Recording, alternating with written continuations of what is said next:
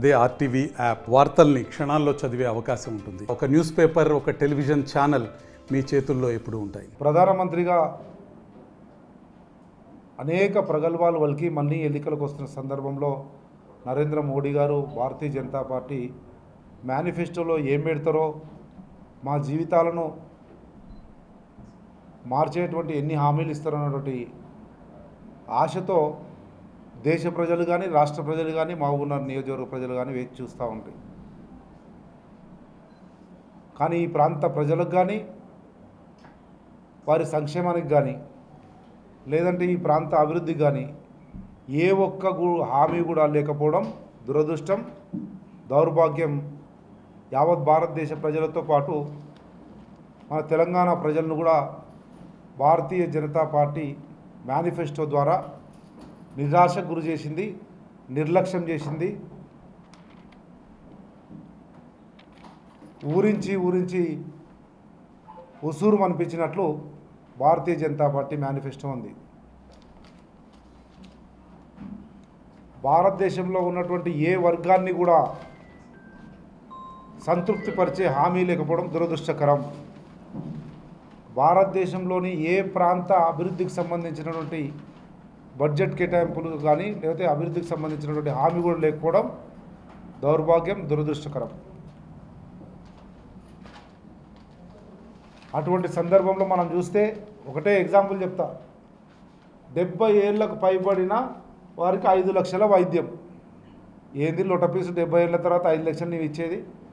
10 సంవత్సరాలు దేశాన్ని పరిపాలించి మళ్ళీ ఈరోజు 400 పైచీలకు సీట్లని ప్రగల్భాలు పలుకుతున్న వాళ్ళు 70 ఏళ్ళ తర్వాతనంట ఈ మహానుభావుడు 5 లక్షలు ఇస్తాడ.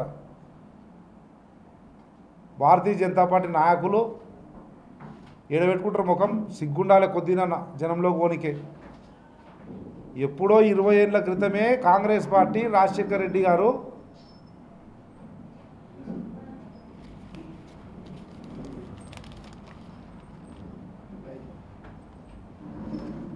ఆనాడే రాజశేఖర రెడ్డి గారు ఆరోగ్యశ్రీ పేరిట 5 లక్షల రూపాయలు ఇచ్చిన బీదోడు ఎవరైనా సరే, చిన్న సంటి పిల్లోడైనా సరే.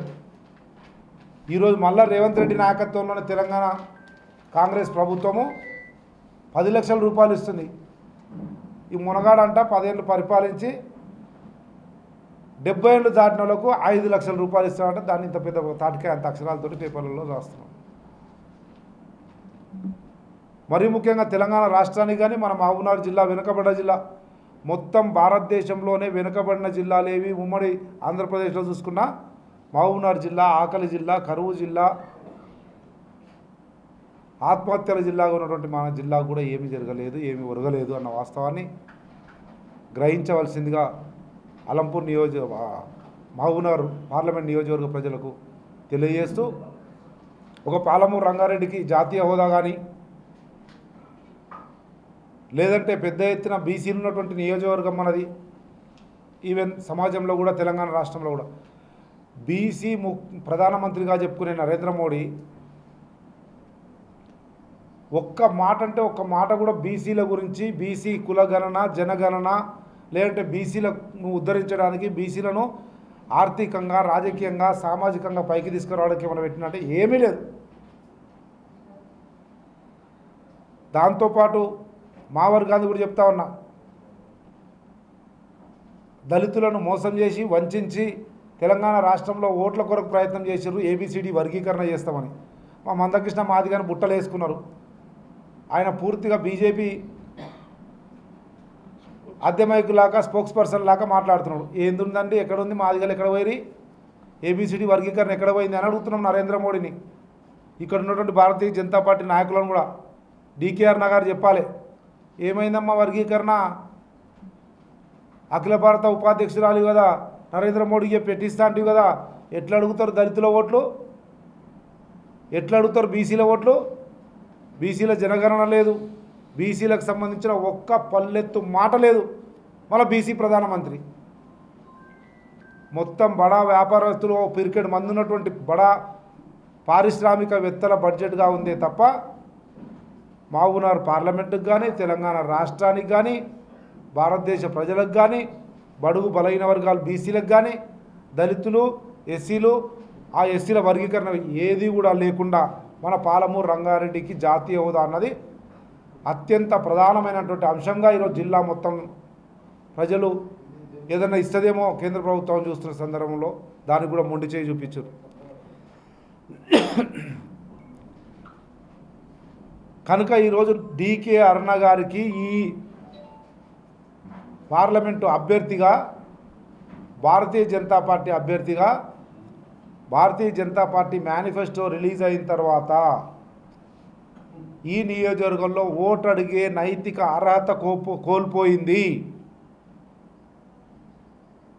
ఏ వర్గాన్ని కానీ ఇక్కడ ఉన్నటువంటి సమస్యలను కానీ అడ్రస్ చేయకుండా, ఏ దానికి కూడా పరిష్కారం చూపకుండా, ఏ దానికి కూడా సాంత్వన చేకూర్చకుండా ఏ రకంగా ఓట్లు అడుగుతారని అడుగుతా ఉన్నాం.